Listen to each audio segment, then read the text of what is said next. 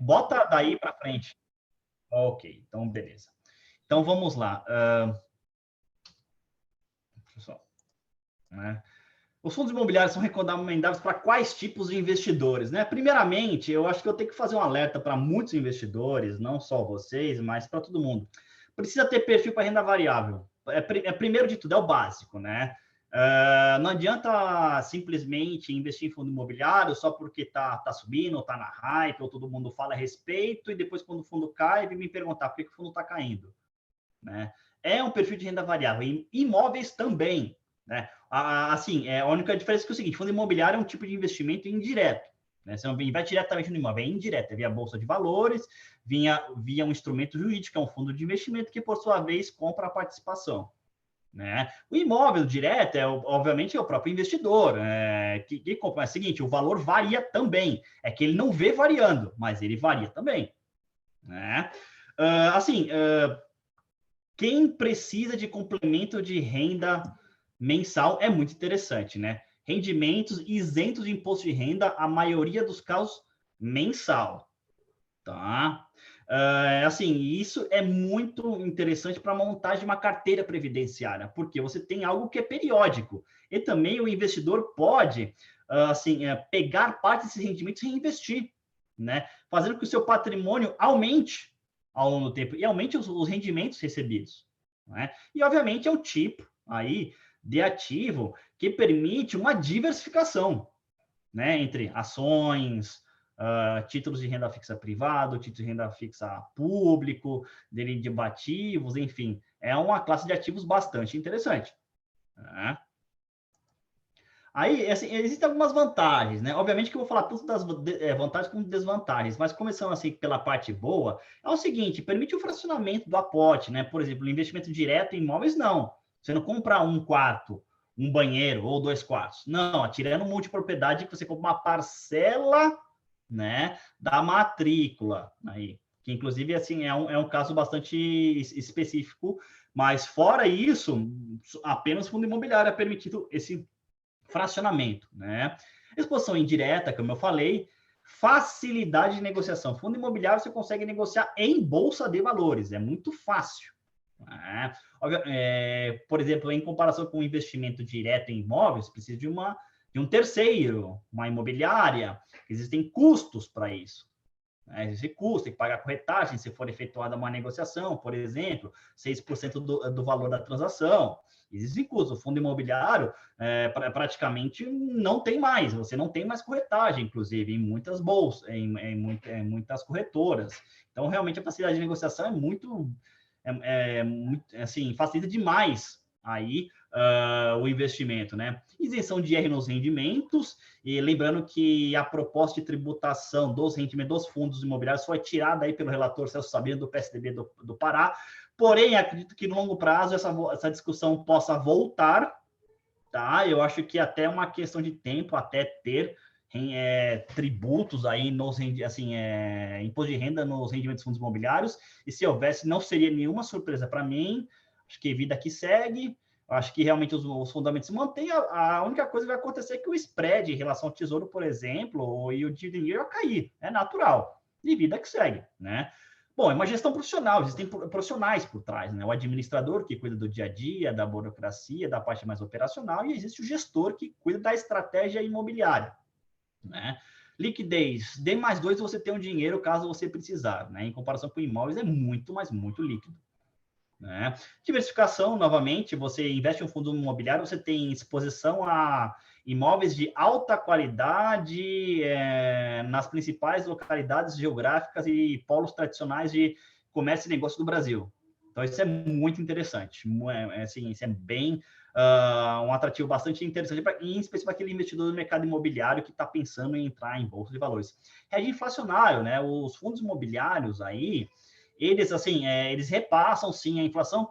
Obviamente que cada, vamos dizer assim, setor passa de um modo diferente, mas passa a inflação. E é o seguinte, assim, os contratos de locação são ajustados pela inflação, o valor dos imóveis ao longo do tempo, assim, ele acompanha a inflação, obviamente que em alguns casos, em algumas janelas de tempo, por exemplo, crise imobiliária, por exemplo, o imóvel não conseguiu acompanhar porque o ciclo foi muito penoso, muito danoso em relação ao valor do imóvel.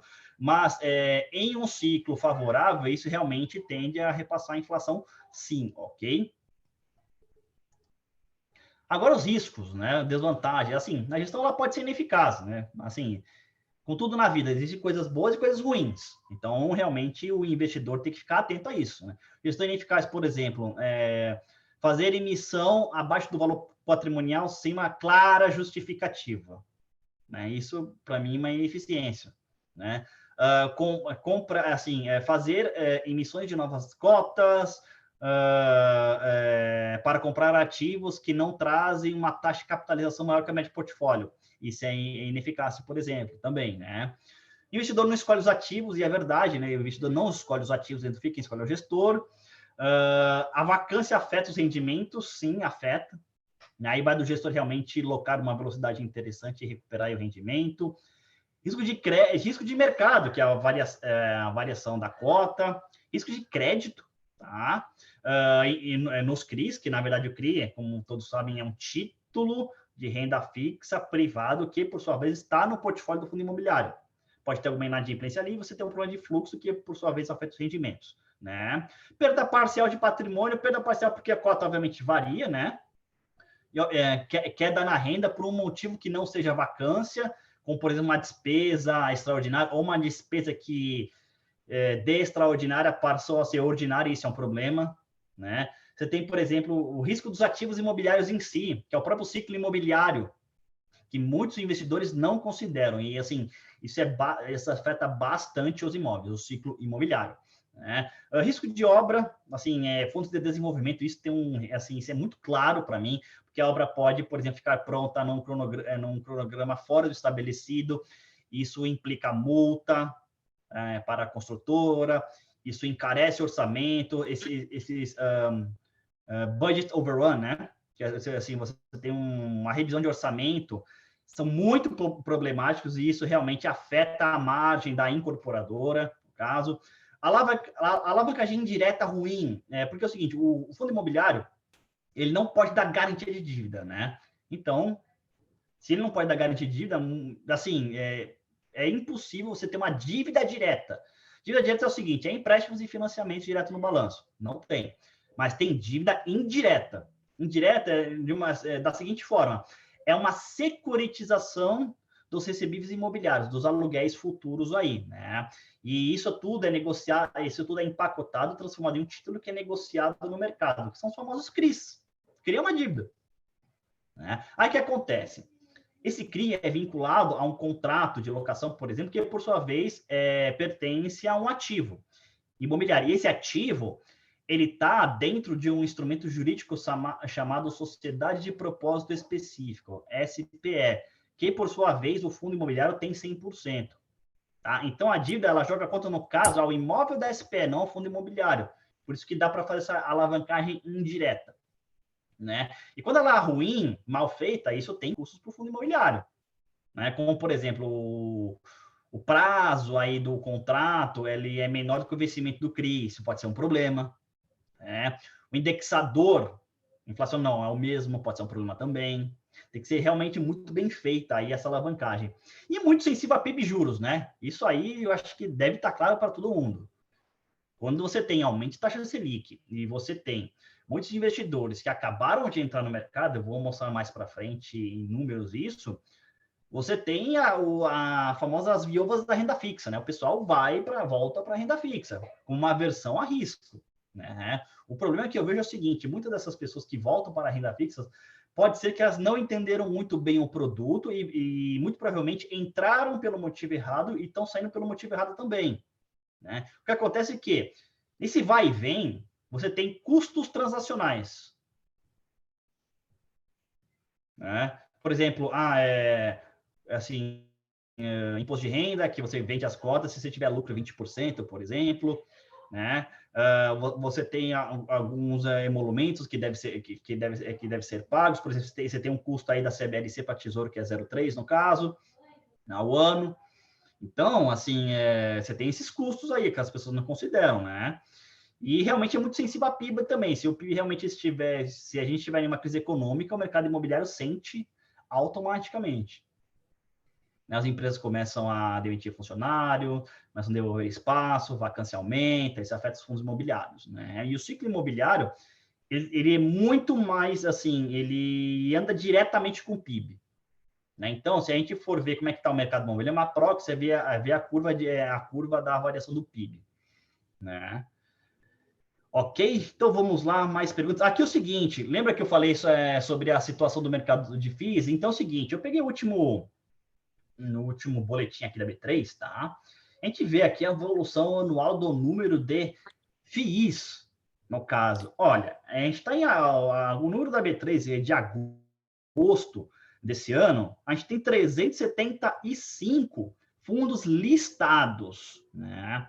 Ali o azul claro, que é o total de fundos da CVM, são 647, porque é o seguinte, alguns estão em análise ainda, outros não são listados, né? Também tem esses fundos, mas de listados, que é o nosso universo de cobertura do Fund Explorer, eles são 375. É muito fundo imobiliário. O fundo imobiliário, você consegue estruturar ele muito rápido. Né? Então, assim, 2 ou 3 meses já consegue estruturar um fundo imobiliário. Então, você tem um número absurdo de fundos imobiliários no mercado. Né? Aí, o seguinte, a gente tem elevação aí no volume. Olha só, toda essa elevação no volume. Né? 2016 para 2021 é um aumento absurdo. Né? E a gente vê, por exemplo, em 2019 para 2018, teve um crescimento aí de quase 3 vezes. Né? E em 2020, mesmo com a pandemia, a gente teve um volume maior que 2019. Em 2021, a gente está chegando aqui a níveis do ano passado, sendo que o ano passado teve pandemia. A gente ainda não acabou a pandemia, mas realmente isso é um bom sinal. A gente tem, lembrando que a gente já tem o último trimestre ainda do ano, né? Outubro, novembro e dezembro. Obviamente que se você pode ter alguns números menores por causa dos feriados e datas festivas, mas isso aqui não é um bom sinal, né?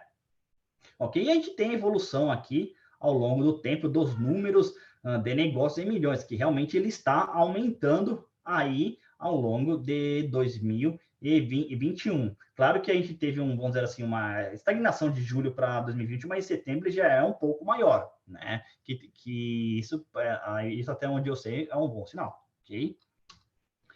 Agora é o seguinte, existe o protagonismo aí no mercado de fundos imobiliários que não acontece, pelo menos a meu ver, aí no mercado de ações, né, da pessoa física, do investidor individual. 73% da custódia estão nas mãos de pessoas físicas. 73%. Isso acende um alerta, a meu ver. Por quê? Porque é o seguinte, aquele papo de mercado eficiente, eu pessoalmente não acredito. Né? Se 73% das pessoas, por cento do mercado está de custódia de fundos imobiliários está na mão de pessoas físicas e existe uma entrada massiva nos últimos 24 meses de pessoas em fundos imobiliários e pessoas que não estavam acostumadas com investimentos, perdoe-me, o mercado não pode ser eficiente. Não tem argumentos que sustentem algo assim, pelo menos a meu ver. Então, é o seguinte, se o mercado é ineficiente, a gente pode estar, por exemplo, adiante de uma oportunidade para investir em fundos imobiliários. Né? O que acontece é o seguinte, em 2019, quando se teve aquele boom, aquela hype, o que acontece é que existiam oportunidades, sim, né? Obviamente não assim tanto que nem hoje, por exemplo, e a margem de segurança está um pouco mais apertada, afinal de contas o mercado estava em ascensão. Essa é a diferença. Hoje, o investidor ele tem mais segurança para entrar, a margem de segurança é maior, ou seja, o upside, a possibilidade de valorização da cota é maior no médio prazo. Né? Aí o seguinte, né, nessa figura que eu trouxe, o CAGR aí de dezembro de 2019 até setembro de 2021 é de 51 e 63%, ou seja, 52% aí quase em 3 anos de número de investidores em FIIs. Hoje a gente tem quase 1,5 milhão só de pessoas físicas. É um mercado que cresceu muito, mas muito mesmo, né? Assim, alguns até brincam que, por exemplo, muitas pessoas, que o mercado de FIIs, se não fosse a pandemia, muito provavelmente poderia ter um número no médio prazo maior do que o mercado de ações, né?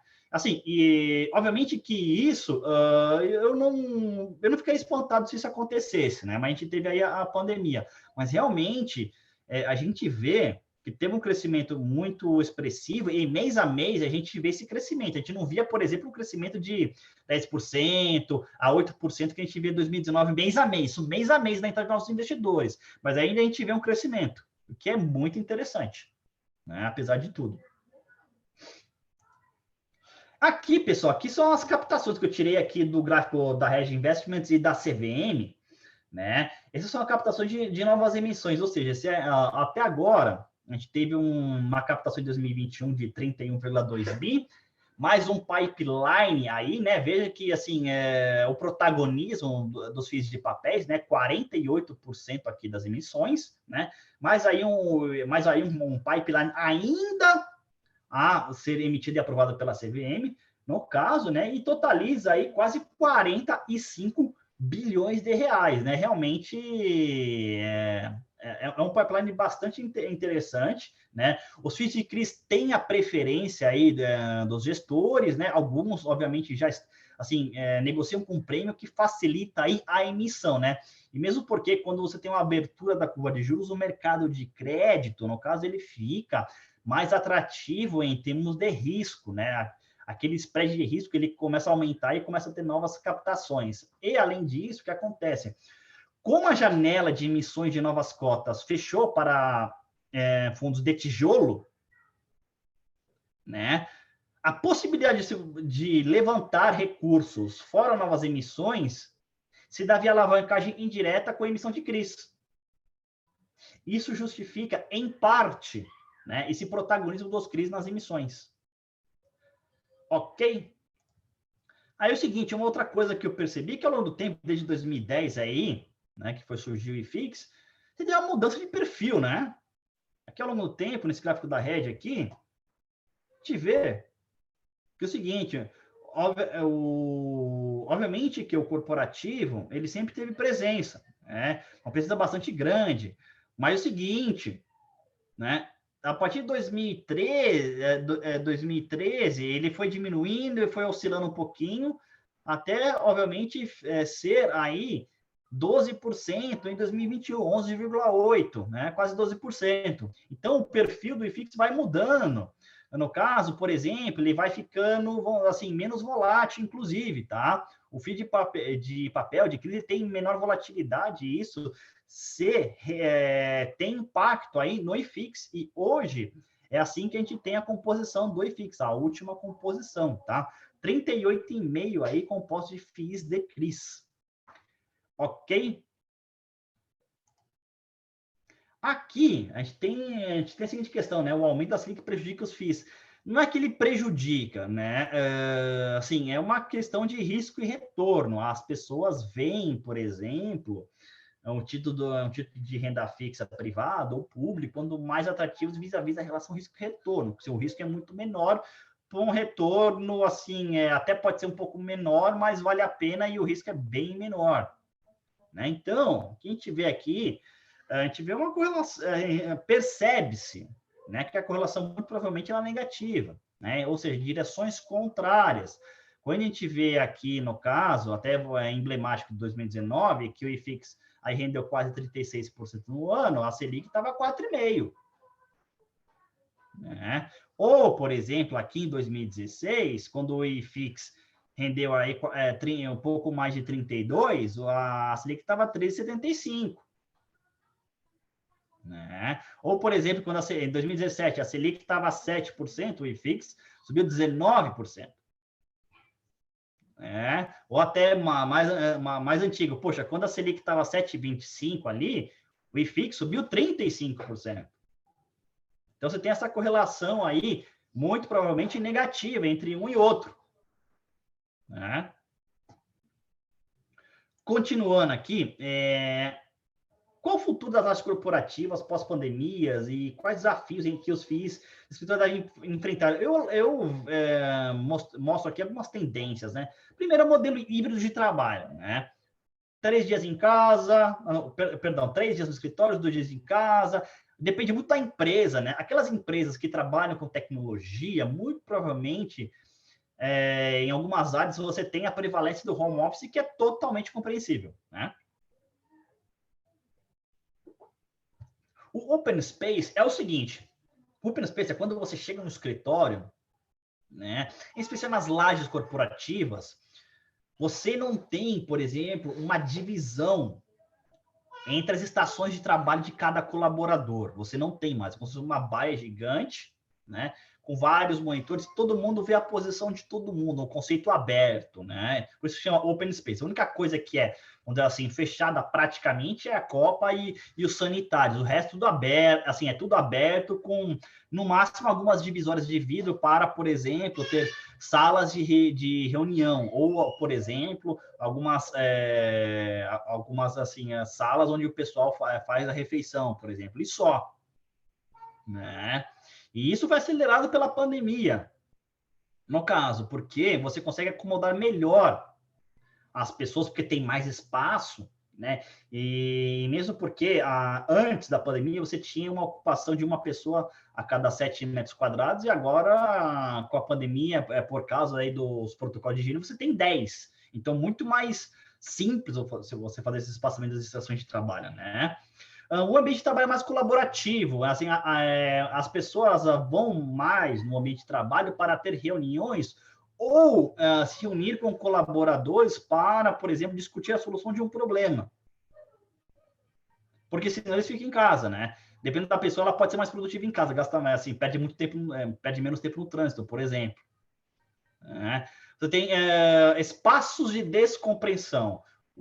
Aquele, por exemplo, o espaço de descompressão é aquele que, assim, você tem espaço de, como se fosse um lazer, assim, entre funcionários, algum mini spa, por exemplo, no escritório, algum salão de jogos, né, obviamente feito com, assim, utilizado com responsabilidade, traz muito bem-estar para o funcionário, né? É uma integração, existe também uma integração maior com vários departamentos, porque como você tem um open space, então é natural que você tenha integração com os departamentos da empresa. É natural, isso acontece, né? E localizações múltiplas, que é o seguinte, algumas empresas, elas têm, assim, porte para ter sedes, não qualquer sede, assim, subsidiárias em vários cantos da cidade, para atender diferentes colaboradores que moram em diferentes regiões da cidade, né? Algumas organizações têm isso, em especial os bancos grandes, né? Itaú, Bradesco, Banco do Brasil são alguns exemplos. Eles têm realmente várias sedes aí, subsidiárias, no caso, endereços, que permitem o colaborador, vamos dizer assim, quase que escolher o endereço para trabalhar, né? Isso é bem interessante. Bom, tem desafios também, né? Então, vamos lá. Aceitação do modelo híbrido. Nem todo mundo gosta desse modelo. Eu acredito que a maioria tende a adaptar e aceitar. Mas, assim, não é todo mundo. Então, precisa realmente ver qual é o nível de aceitação dentro da empresa, né? Volta demorada aos escritórios, né? Assim, é mais demorado do que o previsto, porque até a pandemia, tem um home office, tem muitas pessoas que se adaptaram de fato ao home office e ficam, assim, postergando a volta, né? Nível de preço em regiões secundárias, assim, ok, o nível de preços, assim, dependendo aí do caso, pode ser que o nível de preço não seja, assim, que não seja tão interessante, porque muitas empresas já estão home office e essas localidades podem enfrentar pressões para baixo dos preços, né? Perda de valor em localidades afastadas, isso é natural, uma localidade que já é afastada, né, que já tem uma dificuldade em locar, vai ter perda de valor natural, né? Afinal de contas, até o próprio valuation fala, poxa, se a sua locação tende a diminuir por um pênalti de localização, né? Teu fluxo de caixa muito provavelmente vai ser menor, e trazido a valor presente ele vai ser menor, ponto, né? Isolamento do trabalho tradicional em ativos prime. E isso é um desafio, porque é o seguinte, aquele trabalho tradicional que todos mundo conhece vai só para ativos prime. E os outros? né? Isso faz com que, por exemplo, esses ativos sejam supervalorizados e a alocação fique lá em cima, enquanto os outros estão, né, assim, parcialmente ocupados em home office. Né? Então, você pode criar, por exemplo, assim, obviamente que se não tiver sustentação, você pode criar uma bolha, por exemplo. Né? Enfim. Como é que eu enxergo agora o futuro dos FIIs no Brasil? Existe possibilidade de desenvolvimento maduro, aí, semelhante aos REITs? Bom, é o seguinte, como eu enxergo o futuro, né, dos fundos maiores do Brasil? Bom, FIIs maiores em termos de patrimônio líquido, acho que os FIIs vão ser maiores, né? E acho que isso tem que ser o destino, porque cada vez mais existe a presença de investidores institucionais aí no mercado. A gente vê, por exemplo, que quase 21% dos investidores são institucionais, eu acho que tende a aumentar isso, né? Flexibilidade na estrutura de capital, permissão de alavancagem diretas condicionadas, eu acho que isso tem que ter uma evolução e muito bem discutida entre os participantes do mercado, a CVM e também o legislador, para que possa haver alguma flexibilidade na estrutura de capital, por exemplo, dependendo do tipo do fundo imobiliário, tá? Porque o mercado imobiliário, ele é intensivo de capital. Eu gosto do modelo atual, mas para algumas situações ele pode mais atrapalhar do que ajudar, por exemplo. A retenção, por exemplo, de apenas 5% do lucro caixa ao semestre, eu acho muito pouco. Né? Então, você meio que assim, força o gestor, por exemplo, a fazer uma emissão, mesmo em uma situação que não necessariamente ela vamos dizer assim, requisitada, né? Uma maior retenção do lucro caixa, que nem eu falei, né? Que eu acho sempre muito pouco. Imposto de renda nos rendimentos, eu acho que isso pode ter, né? Mais setores do mercado imobiliário, eu acho que isso a gente já está vendo, eu acho isso realmente que deve ser uma tendência, eu espero que sim. Maior participação de investidores institucionais, como eu falei. Regulamentos mais aderentes ao interesse dos cotistas. Existe conflito de interesse, né? Por exemplo, o fundo cresce em termos de patrimônio, mas, por exemplo, o gestor, nem o administrador diminui aí a taxa. Eu acho que isso tem que acontecer, tá? Que quanto maior o patrimônio, mais o gestor tem de dinheiro, porque muitas vezes a remuneração se dá com base no tamanho do fundo. E eu acho que realmente tem que ter regulamentos mais aderentes ao interesse dos cotistas. Por exemplo, não proibição, mas a recomendação de não fazer emissões abaixo do valor patrimonial, né? Acho que é por aí. Permissão, por exemplo, para a aquisição de SPS, que, por exemplo, existem SPS, Sociedade de Propósitos Específicos, que tem dezenas de ativos imobiliários, alguns fundos não permitem isso, né? Que isso naturalmente provoca aí um melhor alinhamento entre gestão e investidores, né? E um crescimento menos dependente de novas emissões. Assim, se você tiver, por exemplo, uma menor distribuição de dividendos aos cotistas, por exemplo, uma alavancagem bem feita, no caso, e uma permissão de alavancagem direta, no caso, permite o crescimento mais, assim, mais aderente à natureza do mercado imobiliário, como a gente tem, por exemplo, aqui no Brasil. Nem vou pegar os investimentos lá fora, como, por exemplo, a BR Properties, a São Carlos, por exemplo, a CCP, no caso. Então, é mais parecido com essas companhias, né? Assim, em relação aos REITs, né? Eu não vejo o mercado difícil próximo daquele de REITs. Eu não vejo, nem no futuro, né? Primeiro, o arcabouço jurídico é muito diferente. A nossa insegurança jurídica é generalizada, assim, para vários setores. Isso mais atrapalha do que ajuda, né?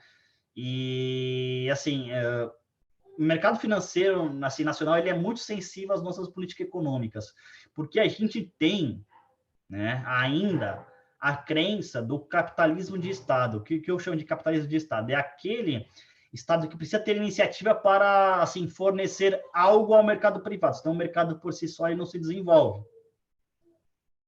Né? Por exemplo, parcerias público-privadas, benefícios fiscais, você tem o Bendespar, por exemplo, você precisa de um Estado atuante para que ele seja protagonista, infelizmente.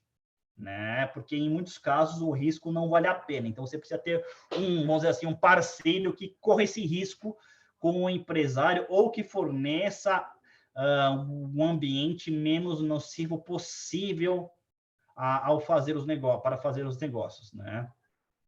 Crédito restrito, assim, isso é muito antagônico aos Estados Unidos. O mercado de crédito dos Estados Unidos é farto.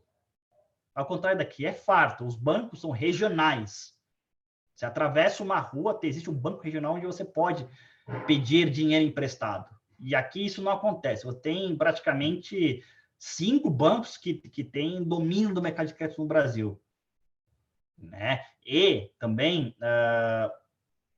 as limitações, os requisitos para tomar crédito são muito rígidos, né? Então, realmente, isso trava aí o desenvolvimento. Você tem, talvez, você tem, obviamente, que o Sistema Brasileiro de Pagamentos de Empréstimo, que é o SBPE, que dá um alento aí para os investidores, o governo empresta dinheiro com lastro aí na poupança, o SFI, que é o Sistema de Financiamento Imobiliário, com lastro aí nas LCIs, por exemplo, mas é muito pouco, né? O mercado imobiliário não tem escala. Mercado, assim, em comparação aos Estados Unidos, o nosso aqui não tem escala. Assim, você não tem muitas entregas de muitos empreendimentos ou muitos projetos incorporadoras ano a ano. Você tem, sim. Alguns agora de monte, de balde, assim, em escala nacional, é difícil você ver, né? Para construir um empreendimento demora 4 anos. Você simplesmente não. O que eu quero dizer é o seguinte: você não lança um empreendimento e entrega no mesmo ano. Não dá para fazer isso, é de 3 a 4 anos. Então, você não tem uma escala. Vou lançar esse ano, vou entregar esse ano. Você não tem, você precisa de um tempo de maturação, né? Por causa de obra e estudo de mercado. Demora mais ou menos uns 4 anos, né? Entre a incorporadora desenvolver a concepção do projeto, aprovar o projeto, lançar o empreendimento, vender o empreendimento, ter o habite do empreendimento e vender 100% do empreendimento. Isso demora mais ou menos 4 anos, né?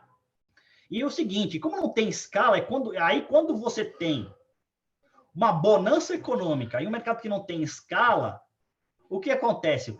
Encarecimento dos produtos.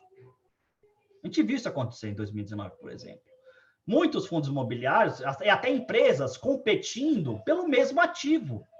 O preço sobe e a cap rate cai, né? Assim, novamente, o fundo imobiliário, ele é criado, por exemplo, em 2, 3 meses, ele consegue levantar recursos em 40 dias, recursos de centenas de milhões de reais. Uma empresa para levantar recursos demora muito tempo. Imagina só, ela vai num banco pedir empréstimo. Demora muito tempo. E tem todos os requisitos que o banco faz. O fundo imobiliário não, ele emite cotas e tem 200, 300 milhões em cash. É muito mais eficiente, no caso, né? E existe também o benefício fiscal. Dentro do arcabouço jurídico do fundo imobiliário, ele tem vários benefícios, a empresa não tem, né? Então, ele acaba competindo com as empresas pelos mesmos ativos. Então, assim, vira e mexe, muito provavelmente em termos de bonança, os ativos imobiliários ficam caros, né? Então, você precisa de um tempo de maturação aí, para você ter ativos prontos para serem adquiridos e ativos brownfield, ou seja, já prontos, já ocupados, no caso, né?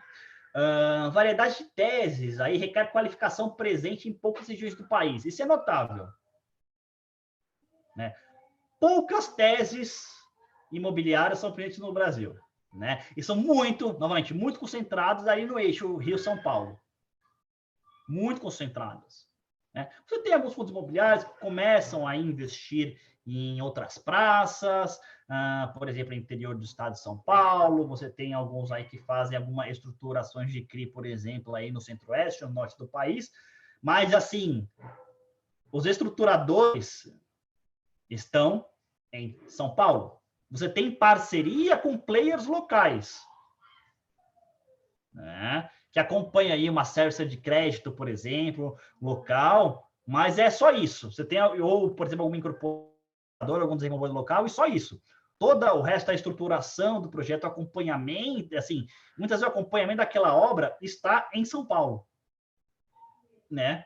E, obviamente, a ausência de educação financeira para investidores individuais. Eu acho que isso realmente é uma pedra no sapato muito grande, porque eu percebo muitos investidores ainda adquirindo cotas de fundos imobiliários sem saber o motivo por que está adquirindo, né?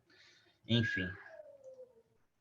Como investidor de longo prazo, deve montar uma carteira de FIIs. Bom, eu fiz aqui um passo a passo, né? Bom, primeiro tem que ter um objetivo, né? Por exemplo, eu tenho minha carteira de fundos imobiliários aqui comigo. Por que eu tenho essa carteira de fundos imobiliários? Porque eu quero ser um colecionador de cotas para ter uma renda mensal interessante, para que eu possa ter uma liberdade financeira de fato. Por isso que eu estou fazendo a minha carteira.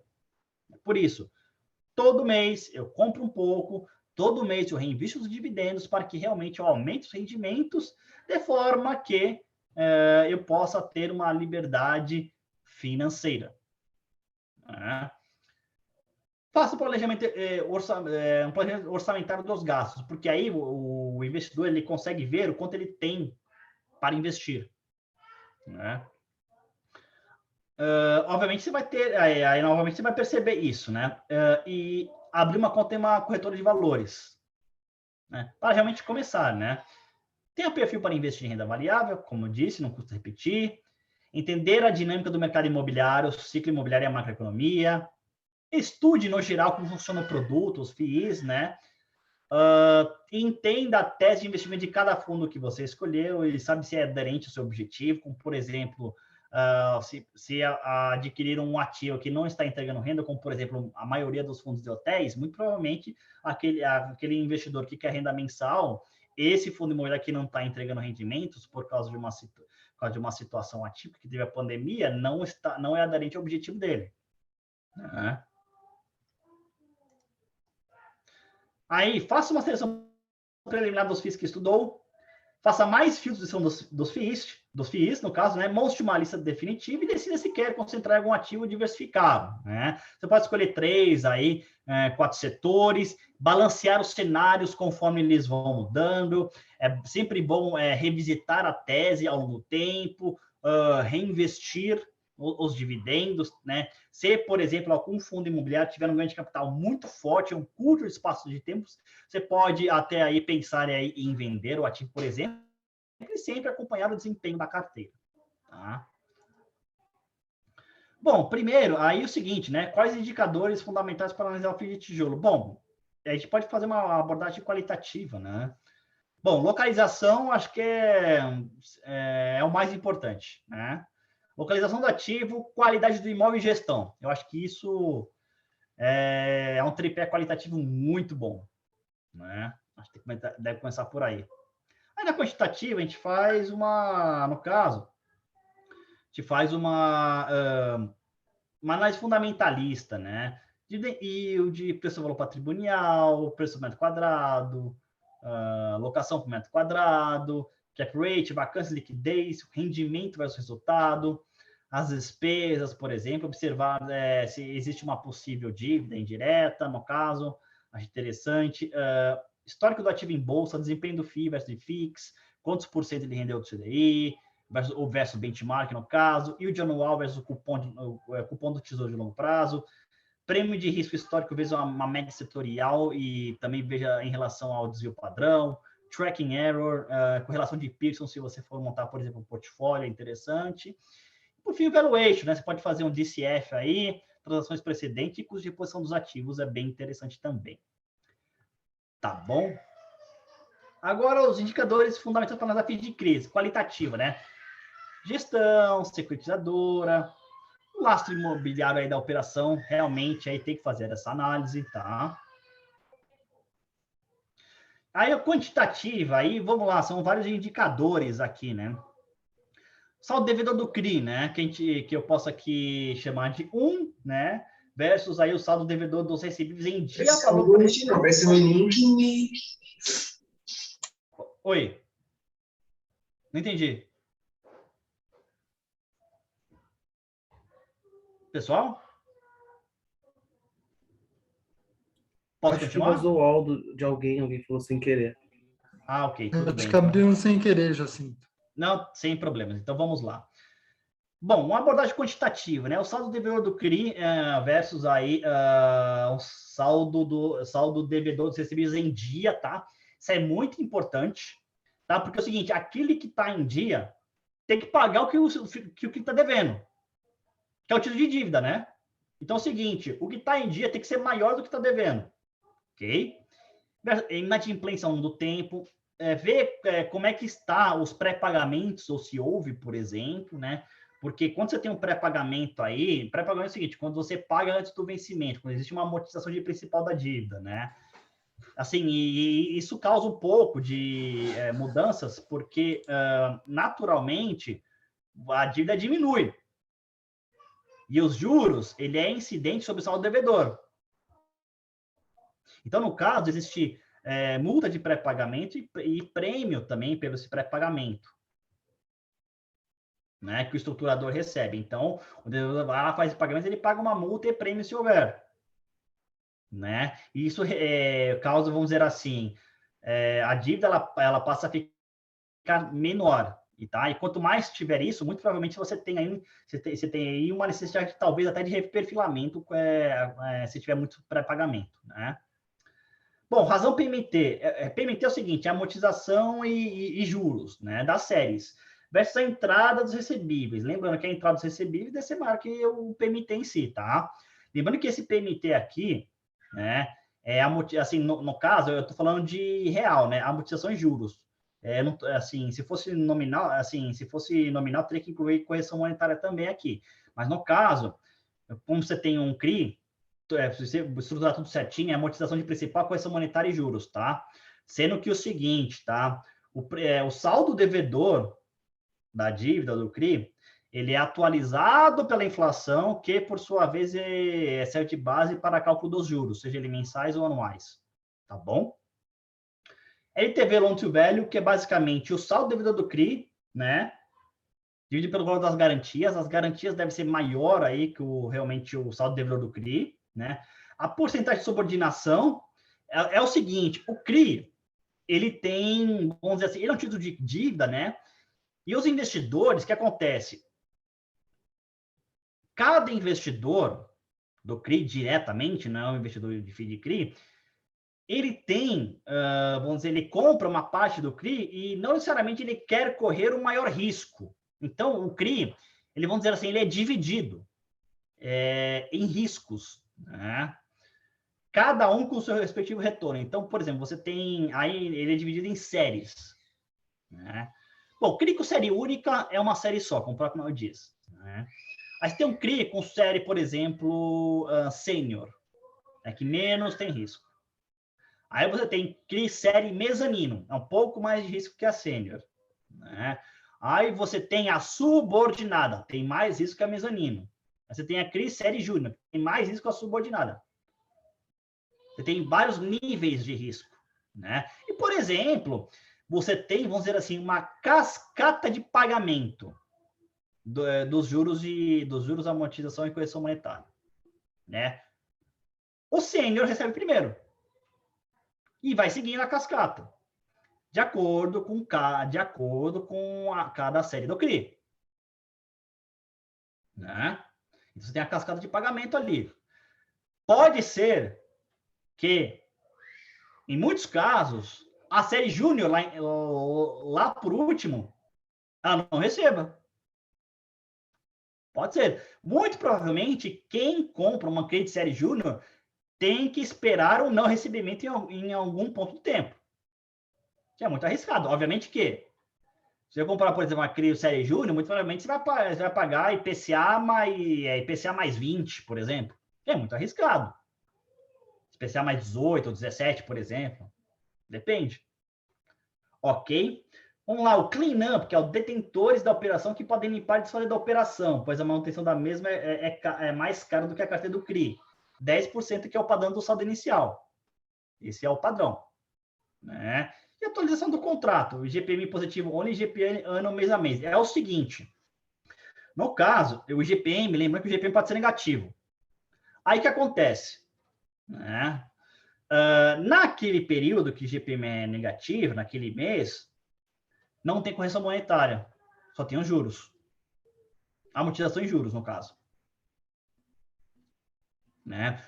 O que pode acontecer, que realmente a gente tem que ficar de olho, é o seguinte: alguns estruturadores colocam o último IGPM positivo, último IGPM positivo disponível, o que, a meu ver, não é correto, porque tem que ser de competência daquele mês. Se o IGPM deu negativo, então zera a correção monetária e paga só os juros. É zero, porque teve negativo. Se, por exemplo, existir uma substituição do IGPM positivo, sendo que esse é o último disponível, se o devedor entrar na justiça, ele ganha, porque isso é cobrança indevida. Né? Então, a gente tem que realmente ver aí também. Isso também, ok? Aí, continuando, fundo de obras e reserva, no caso, patrimônio separado, né? Eu acho que isso é do lastro, né, da operação, acho que isso é bem comum, inclusive, né? Alienação fiduciária do imóvel, do loteamento, no caso, hipoteca, isso é bem menos comum, tá? Porque a hipoteca é o seguinte, a diferença da hipoteca para a alienação fiduciária é quando você tem a execução da garantia, no caso é o seguinte, você pegar um imóvel que foi dado de garantia e pleitear esse imóvel na justiça, isso aí chama-se hipoteca, e pleitear o imóvel extrajudicialmente via cartório é alienação fiduciária, é muito mais rápido, né? Você tem a fiança, no caso, a fiança bancária, aval dos sócios, que em dinheiro, no caso, e o seguro, né? Prestar atenção em causas ambientais. Se violado, o seguro não existe mais. Isso tem que ser bastante verificado se tiver seguro, tá? Se tiver algum um impacto ambiental aí. Se não tiver tudo ok, seguro não cobre. Ok? Cotas de sociedade por específico, verificar se a SPE pode ter funcionários e dívidas e se não fica solidário às obrigações da SPE. E fica mesmo. Então é o seguinte, dá o garantia em cotas da SPE. Se essa SPE tiver com problema financeiro, então é melhor não ter. Fluxo futuro SPE, subordinação, que eu falei, coobrigação, se por exemplo, algum sócio ou, por exemplo, a própria securitizadora tem uma coobrigação nessa dívida, né? E sistema de informações do CERC de crédito, que é a empresa que cobra a carteira cedida, né? Então, assim, qual que é, vamos dizer assim, a frequência de informação, a frequência da informação recebida do service? Qual que é? Mensal? Anual? Né? Pô, tem que ser, assim, a meu ver, diário, né? Mas se for mensal, tá ótimo, mas quanto mais frequente, melhor, no caso. Ok? Bom, aí, o ótimo tópico dessa apresentação aqui, que é o desenvolvimento, né? Abordagem qualitativa. Bom, gestão, projetos, né? Ver qual que é o público, onde está localizado, realmente qual que é a demanda disso, estudo de mercado, enfim, o incorporador, quem está fazendo a incorporação. No caso, eu acho que isso leva bastante, bem interessante, né? Uma abordagem quantitativa, né? Eu acho que é interessante ver cronograma físico-financeiro das obras, dos projetos, né? Velocidade das vendas e das obras. O andamento da documentação, como é que está a documentação? Você tem, por exemplo, alvará de construção, se foi lançado o empreendimento, tá tudo ok. Enfim, se a construtora também tem um alvará, quem que é o engenheiro responsável, enfim. Atualização do valor patrimonial do FII, como se dá essa atualização do valor patrimonial? Se é, por exemplo, via POC, se não é, né? Existente construção financeira de segurança para execução das obras e jurídicos, novamente, o jurídico está acompanhando aí também a parte da documentação, e a periodicidade dos rendimentos aí dentro da lei 8.068 de 93, que não necessariamente, que novamente, tá? O FII de desenvolvimento, eu não acho que deve distribuir rendimento mensal, tá? Porque senão ele vira vítima do próprio conceito do produto. Porque é o seguinte, se o fundo de desenvolvimento não tem, por exemplo, uma evolução no caso, de vendas, como, por exemplo, ele vai distribuir os rendimentos? né? Então, não necessariamente precisa ser assim, uma distribuição, no caso, mensal. Não precisa, tá?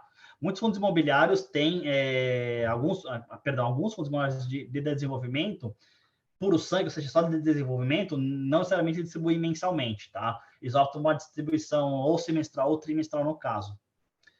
Tá bom? E é isso. Tá, pessoal? Muito obrigado aí pela atenção de vocês. Vamos agora às perguntas. Muito obrigado. Boa. Me escuta bem, Jacim? Sim, escuto. Boa, boa. Muito obrigado pela apresentação. Acho que sanou muitas dúvidas que o pessoal e que eu também tinha. E agora eu gostaria de fazer algumas perguntas. Eu vou intercalando com o Renan, e aí a gente vai se ajeitando em relação às dúvidas. A primeira dúvida eu gostaria de saber, em relação a um panorama mais geral, qual você acha que é o segmento que, na sua opinião, está mais descontado, assim, está mais fora da realidade que deveria ser? Seja, não sei, FOF, lajes, shoppings e assim vai. Olha, é o seguinte, vou falar dois. Acredito que seja primeiro hotéis e depois fundo de fundos, né? Acho que realmente a gente tem um desconto bastante interessante aí. É o seguinte, fundo de fundo, assim, vou começar com hotéis, no caso. Poxa, hotel foi muito impactado, foi o setor mais impactado pela pandemia, né?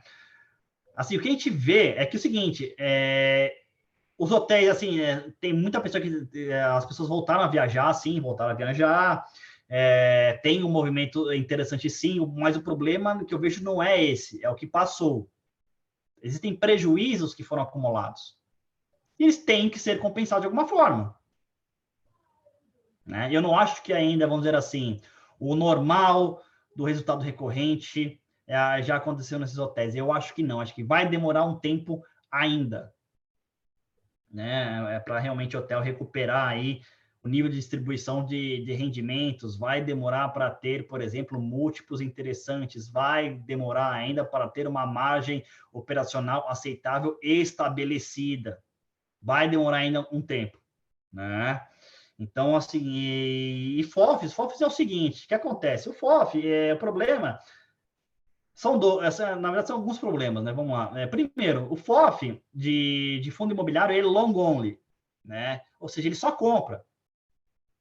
E quando você tem um mercado, assim, um pouco mais volátil do que o comum, e você tem vamos dizer assim, perspectivas de queda, né? Assim, queda aqui que a gente viu, no caso, então, muito provavelmente, assim, e com muitos investidores voltando para a renda fixa, é natural que o mercado caia,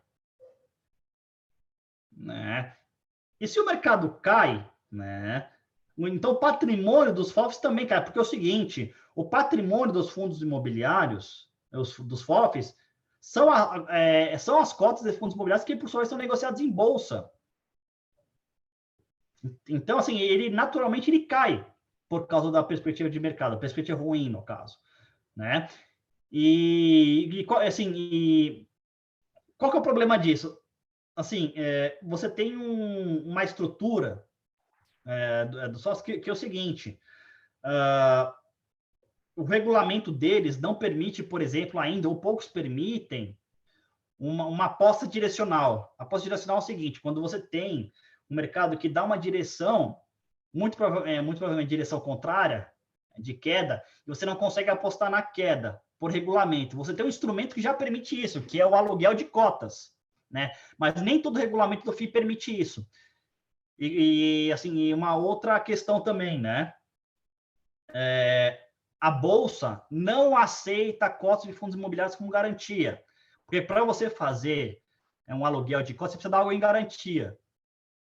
Não aceita cota de fundos imobiliários como garantia. Então é o seguinte, o próprio FOF ele tem que ter instrumentos, outros instrumentos que não cota de fundos imobiliários, para dar garantia e fazer aposta direcional. Mas se você tem, se o FOF tem que ter algo em garantia, né, para usufruir desse benefício do aluguel das cotas, você tem uma alocação ineficiente de recursos, porque deveria estar alocado em fundo imobiliário, não, por exemplo, em aplicação financeira de DI, fundo de DI, por exemplo, ou tesouro. Então, alocação ineficiente. Né? E outra coisa também, em momentos de queda, como a gente viu nos últimos meses, na verdade, são momentos muito mais propícios para adquirir ativos de renda variável, especialmente os fundos imobiliários. E como o FOF está caindo, né? E que nem eu falei, qual que é uma das formas de o fundo imobiliário ter captação de recursos? É por meio de emissão de novas cotas. Ora, como é que ele vai fazer a emissão de novas cotas em um mercado cuja captação de recursos está praticamente fechada? E, se for fazer, vai ser uma captação de recursos via nova emissão de cotas abaixo do valor patrimonial. Emissões abaixo do valor patrimonial destroem valor patrimonial dos cotistas. Afinal de contas, ao longo do tempo, a gente quer que o nosso patrimônio em fundos imobiliários ele suba, não caia. Eu até vi uma frase de um mega investidor, né? Que é o seguinte: quem é investidor de fato em renda variável, que gosta de empresa, gosta de fundo imobiliário, deveria comprar cotas, no caso, mais caros, ou ações mais caras, porque acredita na gestão. Né? Enfim, então, assim, e você tendo essas características, em um mercado em queda, que a gente viu nos últimos meses, os FOFs tendem a sofrer muito.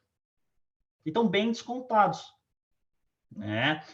Então, a gente tem isso. Então, assim, tanto os hotéis quanto os FOFs têm realmente aí um desconto, pelo menos a meu ver, né? É muito bom dado aí, dados os argumentos que eu falei para sustentar esse desconto. Né? Vocês querem que eu responda essas dúvidas aqui no chat, que eu estou vendo aqui, ou vocês vão falando normalmente? Então, o Renan ele vai tirar uma dúvida sobre a pandemia em relação aos FIIs, aí depois a gente parte para a dúvida do pessoal, beleza? Do chat, tá bom. Ok. Oi, Jacinto, boa noite. Acho que, na verdade, a minha questão pode emendar com a do Tarek, porque se relaciona à pandemia. Os números que você mostrou para a gente aqui na apresentação e tudo mais, eu pude perceber, pelo menos, que os efeitos da pandemia não foram sentidos no mercado de fundos, porque ainda havia um crescimento. Lá mesmo em 2020 foi o ano que estourou e que as medidas restritivas foram mais altas. A minha questão é o seguinte: como você enxerga o futuro, os próximos anos, né, aí, após a pandemia, no mercado de fundos especificamente? Então, assim, você citou os hotéis que tiveram uma queda, mas podem ter uma retomada. Tem algum setor que você acredita que, por mais que estivesse crescendo, vai cair agora nos próximos anos? Como é que você enxerga essa realidade dos fundos no pós-pandemia? Bom, eu acho que o mercado, assim, real de mercado imobiliário sentiu sim a pandemia. Houveram muitas entregas de espaços em escritórios, bastante. Né? O que acontece é que muitos fundos imobiliários estão expostos a localizações muito boas de lajes corporativas de altíssimo padrão construtivo. Então, esses fundos imobiliários tendem a ter maior resiliência também em crises, tá? Mas a gente teve, sim, bastante devolução, né? O mercado logístico, por exemplo, aí sim foi beneficiado, né? Porque realmente a gente teve um consumo, um aumento de consumo de e-commerce que foi brutal, de uma demanda de espaços bastante grande. Né? Então, estima-se, por exemplo, teve uma apresentação que veio da Blumacau, que mais ou menos aí, a cada 15 bilhões de reais em venda, a gente tem uma demanda de galpões logísticos de 100 mil metros quadrados de galpões logísticos. Então, enquanto o comércio eletrônico continuar crescendo, vai ter demanda para galpões logísticos. Tá? E respondendo a sua outra pergunta também, quais setores ainda tendem, vamos dizer assim, a cair, né, no caso, por causa dessa pandemia. Olha, é o seguinte, o shopping, a gente vê uma recuperação, mas eu acho que vai cair ainda, está se recuperando, né? Assim, eu não vejo, assim, enquanto tiver isso, né, eu acho que realmente o setor de FOFs a gente tem que ter cuidado, porque ele ainda pode sofrer com alguma, vamos dizer assim, uma fraca recuperação da pandemia. Os FOFs tendem a crescer, e se houver, por exemplo, alguma nova variante, aí realmente os shoppings podem aí continuar com uma recuperação, ou muito lenta, ou aí uma retração aí, dependendo da variante, tá? Então, é mais ou menos assim que eu vejo. E para os próximos anos, para os outros setores, né? Novamente, galpões logísticos continua forte, enquanto o comércio eletrônico ficar forte. Escritórios, ativos muito bem localizados e de alto padrão produtivo estarão resilientes. Shoppings, regiões metropolitanas de alto adensamento geográfico, assim, realmente vão continuar sendo demandados, tá?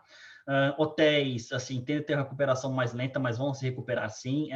Daria destaque para, por exemplo, localizações cuja demanda é um pouco menos volátil, por exemplo, localizações, assim, mais voltadas ao negócio, como, por exemplo, a cidade de São Paulo, né? Ou bandeiras que foquem mais em hospedagens tipo budget, Ibis, por exemplo, Ibis Budget, né? Que realmente as pessoas vão para vão viajar. Que mais fundo de tijolo? Acho que é isso, tá?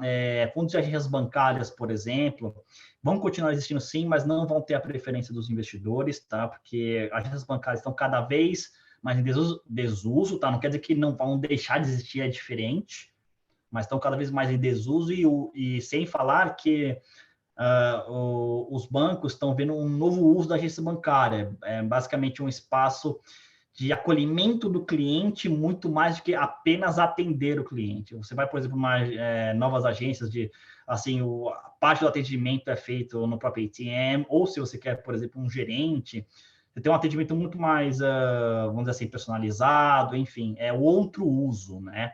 Então, eu vejo basicamente assim, tá, Renan? Consegui responder toda a sua pergunta? Se não, respondo mais, não tem problema não. Não, tá ótimo, eu vou entender sim. Obrigado. Se puder emendar já com a pergunta do Tarek, depois você começa com a Emendo do sim, Aldo. tá? É o seguinte, o ciclo imobiliário, né? A gente pode avaliar basicamente aí em 4 momentos, tá? E lembrando que o mercado imobiliário, o ciclo, ele basicamente dura 10 anos, tá? Obviamente que existem muitos estudos, tá? Que falam que o ciclo imobiliário no século XX, ele podia durar uns 25 anos, né? Só que acontece o seguinte, bom, o tempo passa para todo mundo, né? E as respostas dos players do setor imobiliário, elas ficaram muito mais rápidas, né? Mas por quê? Porque você teve desenvolvimento de tecnologia. Simples. Né? Então, você tem uma construção mais rápida de empreendimentos ao longo do tempo, né? Não que ainda, por exemplo, seja a escala. É difícil você ganhar uma escala numa construção imobiliária. É difícil, né? Talvez uma empresa que assim esteja mais próxima de conseguir isso, talvez seja a MRV. Tá? Isso é bastante discutível entre incorporadores. Tá? Mas muitos deles acreditam que a MRV esteja conseguindo isso de alguma forma. Tá? Então, é o seguinte, no ciclo imobiliário você tem algumas fases. Né? Você tem, por exemplo, assim, a recessão, a recuperação, e a expansão e a superoferta. Né? Então, o interessante é a gente posicionar cada ativo em cada fase do ciclo imobiliário. Né? Hoje, a gente está em uma recuperação, vamos dizer assim, estendida. Porque já estava a recuperação em 2011, 2019, no caso, e partindo aí para uma expansão. Mas como veio a pandemia, então a gente ainda está em recuperação, a meu ver, né? E onde a gente consegue esses dados do ciclo imobiliário, né? Tem um trabalho, não sei se é de 92 ou 95, do Glenn Miller. Ele acho que foi um dos primeiros aí, pesquisadores a falar e mostrar sobre ciclos imobiliários. Eu acho que ele era de Wharton, enfim, é só procurar na internet, né? O ciclo imobiliário bastante detalhado, né? Assim, existem relatórios de research gratuitos do mercado imobiliário que vocês podem assinar gratuitamente a newsletter. Acho que a Colliers faz, a Cushman, a JLL também. Eles costumam explicar também o ciclo imobiliário, né? Então é bem interessante. E atualmente está na recuperação que ela foi estendida, no caso, pelo menos a meu ver. Tá bom? Eu acho que, não sei se eu respondi a pergunta do Aldo, tá? Mas deixa eu ler aqui, tá? Que assim, nos Estados Unidos e na Europa é comum... Então, o Aldo tem a Oi? pergunta em relação o Aldo tem a pergunta em relação aos imóveis residenciais, Uhum. como é a situação aqui no Brasil e como vai se desenvolver, se você puder responder. Uhum. Claro, claro, vou responder sim. Não, só complementando assim, é porque a gente vê que nos Estados Unidos e na Europa principalmente é comum a gente ter fundos imobiliários que investem em imóveis residenciais para serem alugados. Aqui no Brasil a gente não vê muito esse investimento mais Uhum. corporativo nesse Uhum. segmento, né? A gente Uhum. viu algumas movimentações como House, por exemplo, um pouco Uhum. mais nesse caminho. Mas eu queria saber quais suas expectativas para esse mercado no Brasil. Você acha que vai desenvolver? Você acha que ele vai continuar assim significante aqui no Brasil como é hoje? Queria saber um pouco disso. Obrigado. É assim, Maginaldo, é o seguinte, a meu ver, tá, tem um baita potencial aí. É que realmente concordo com você. A gente não vê assim, uma forte iniciativa nessa tese de investimento imobiliário nos fundos, né? A gente começou a ver agora. Agora que a gente começou a ver. Agora que eu digo 2019 para cá. A gente começou a ver agora. O House, a gente já tem, por exemplo, o Lugo, que é da MRV, a gente já tem o JFLL11, que é a JFL Realty, a gente também tem, por exemplo, o Vectis Residencial, que é o VCRR11, a gente também tem o HCST11, que é o Student Housing. Então é o seguinte, essa tese, ela, assim, no mercado imobiliário real, de fato, ela já é bastante madura. Acho que falta transferir aí para o mercado imobiliário, vamos dizer assim, financeiro, em bolsa de valores dos fundos, né? Eu acredito que é o seguinte, por que isso não foi feito antes?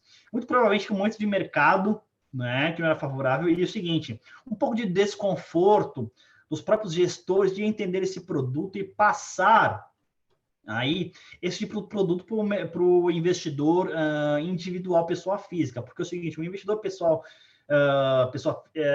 físico, no caso, ele é muito atrelado ao ele é yield driven, né? E quando, por exemplo, se você tivesse um formato não muito bem estruturado e pensado, poderia queimar o produto, né?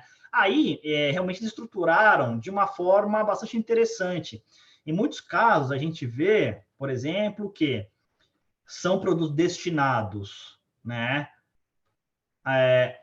a um público de alta renda, alta média renda, e imóveis muito bem localizados, em que você tem tipos de locações diferentes. Você tem um short stay, long stay, né? Isso aumenta a ocupação do fundo, dos imóveis, perdão, que é obviamente do fundo. Que aumenta a ocupação e dá um certo conforto aí para o investidor, ou, por exemplo, mecanismos de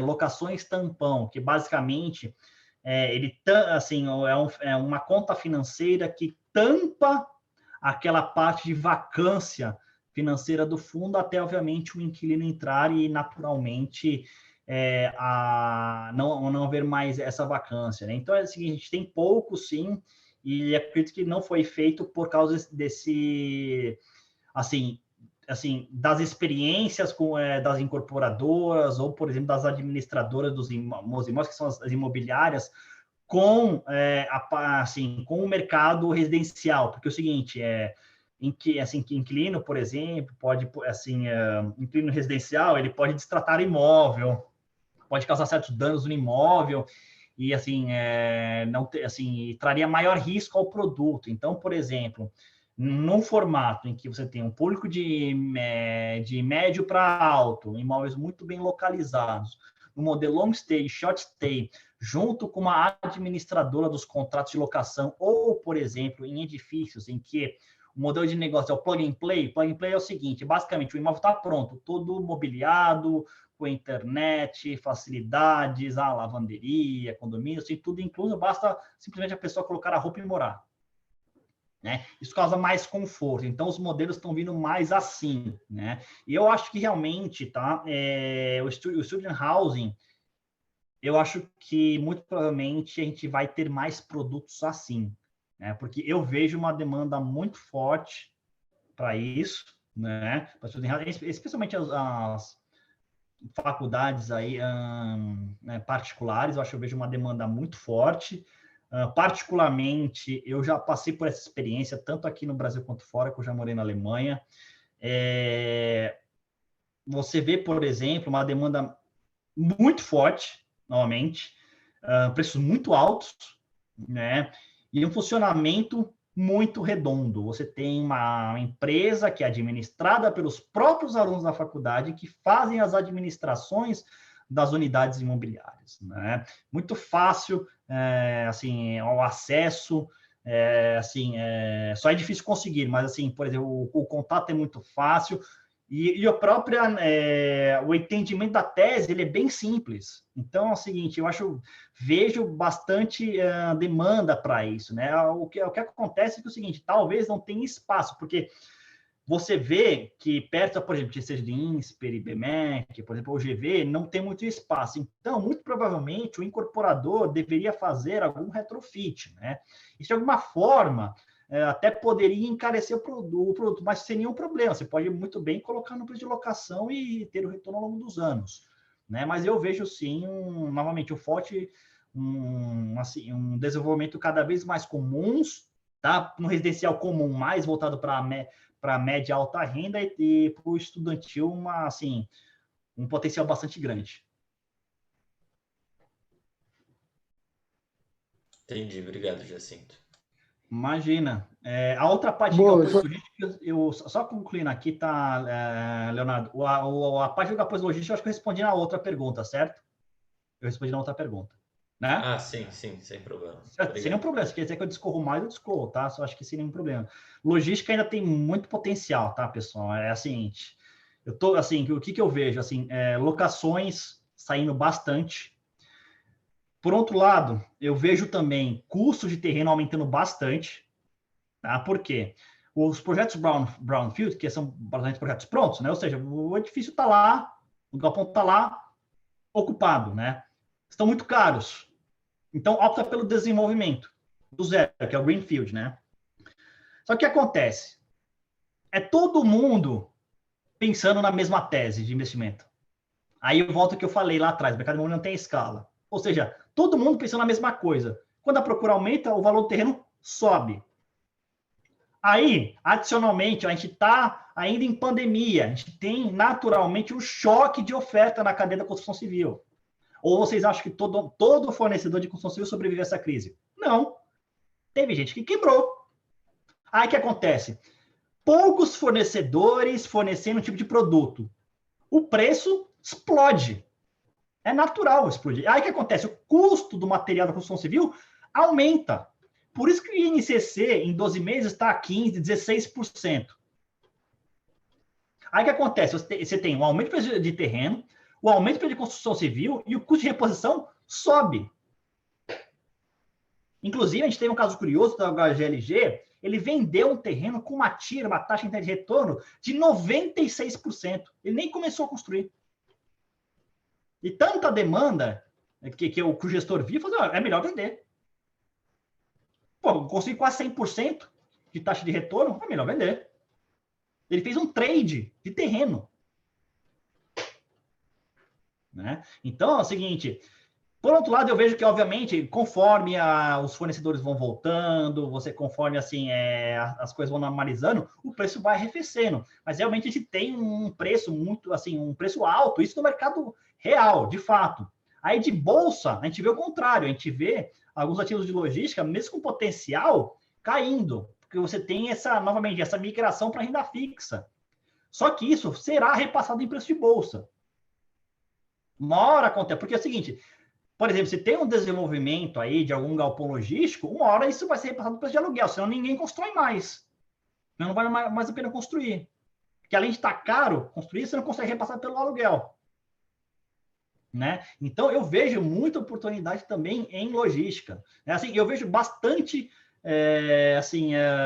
oportunidade em fundos imobiliários. Eu assim, não diria que seria o melhor momento, mas é um momento bastante interessante. Né?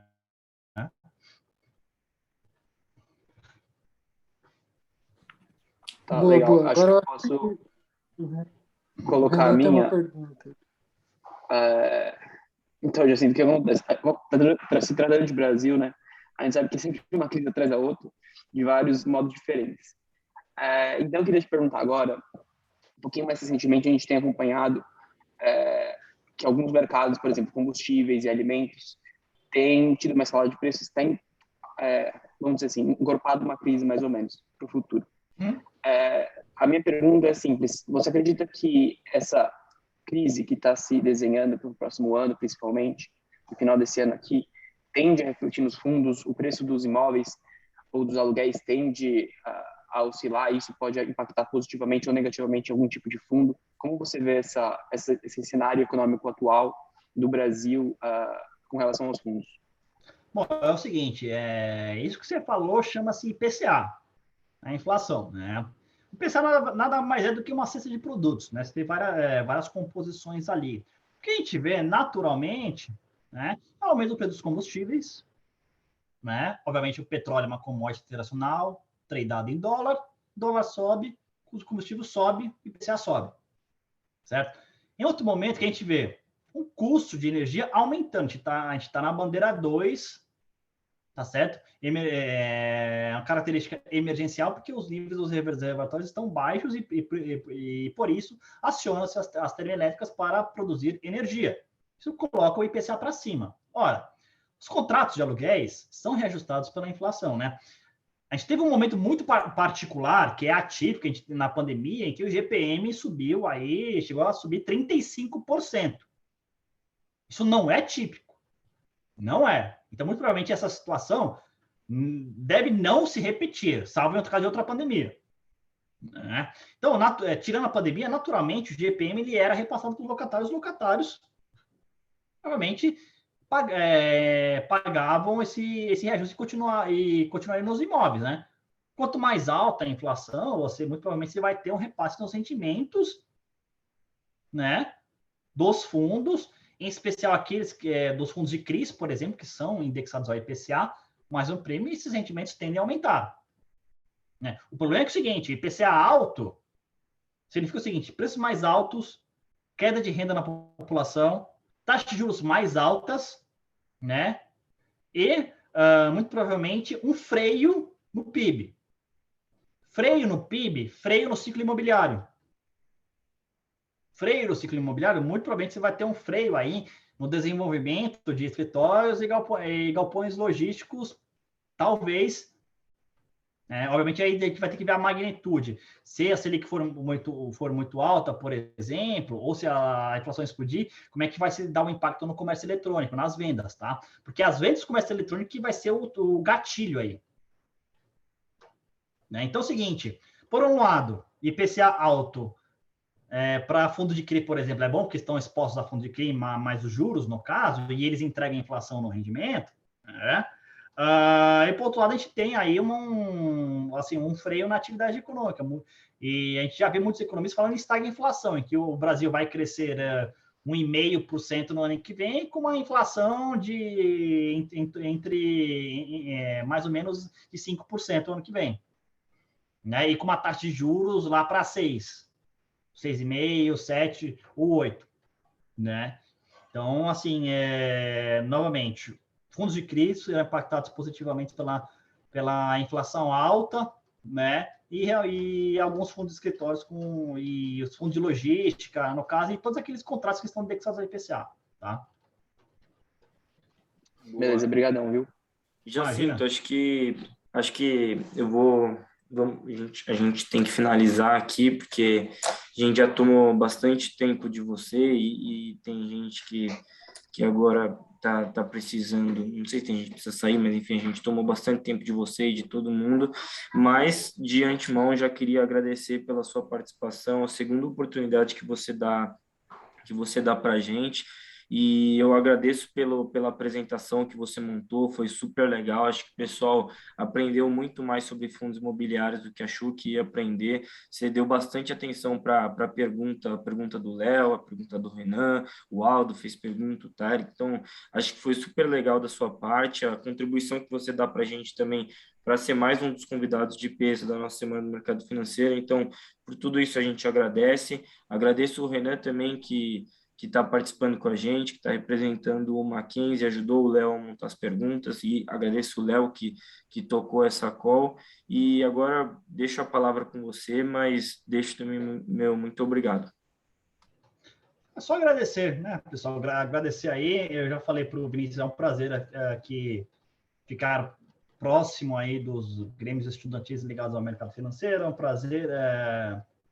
Se na minha época de faculdade tivesse esse engajamento que vocês têm hoje, muito provavelmente assim estaria aí assim não acessível, né? Não tem tão acessível, mas assim e com muito provavelmente mais uma bagagem, mas não tão disposto a ter tempo para falar com vocês. Então é o seguinte, poxa, a iniciativa legal de vocês, cara, assim, aproveitem, pô, é bem legal, novamente, vocês têm diversas áreas aí que eu sei, já me informei a respeito, então é bem legal, novamente só agradecer, tá? E se vocês precisarem de alguma coisa, uma apresentação, podem me chamar, o Vinícius tem meu contato, pode entrar em contato comigo. Obrigado, Valeu, Jacinto. Jacinto. Obrigado, pessoal. Jacinto, muito Valeu, obrigado. pessoal. Obrigado, Jacinto. Valeu, pessoal. Boa noite. Tchau, Obrigado, pessoal. pessoal. Boa noite, Tchau, viu? pessoal. Boa noite. Tchau, tchau.